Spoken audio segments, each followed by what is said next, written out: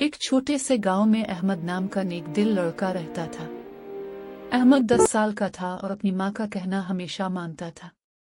एक सुबह जब सूरज की किरणें कमरे में दाखिल हुई तो माँ ने मुस्कुराते हुए कहा, बेटा स्कूल का वक्त हो गया है, ये तुम्हारा बस्ता ले लो। अहमद ने अदब से कहा, जी उम्मी। अल्लाह हाफिज, और स्कूल के लिए निकल पड़ा। रास्ते में उसने एक बुजुर्ग को देखा जो सड़क पार करने की कोशिश कर रहे थे।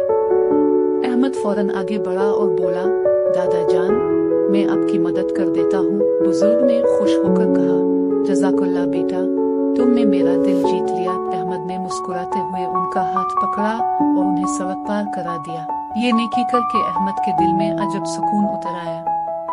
जब अहमद स्कूल पहुंचा तो क्लास शुरू हो चुकी थी। उस्ताद ने पूछा, अहमद, आज तुम जरा देर से आए हो?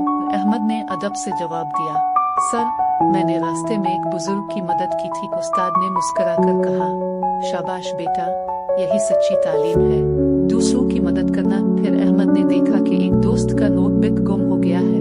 उसने फौरन अपनी कॉपी शेयर कर दी। शाम को जब अहमद घर लौटा तो माँ ने पूछा, बेटा, आज स्कूल कैसा रहा? अहमद ने बताया कि उस्ताद ने इसकी नेकी की तारीफ की।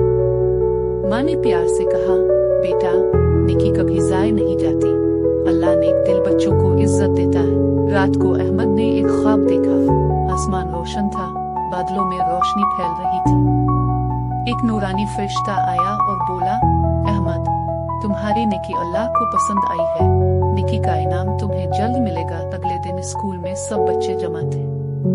उस्ताद ने ऐलान किया, इस साल का बेहतरीन तालिब इल्म अहमद है।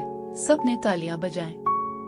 अहमद ने शुक्र अदा किया और माँ के अल्फाज याद आए, नेकी कभी जाए नहीं जाती। बच्चों, याद रखो, नेकी का बदला हमेशा अच्छा मिलता है, चाहे छोटी सी मदद ही क्यों ना हो, अल्लाह उसे जरूर देखता है। नेकी कभी जाए नहीं जाती। अगर आपको ये कहानी पसंद आई हो तो हमारे channel kids Urdu moral and Islamic study को लाइक, शेयर और सब्सक्राइब करना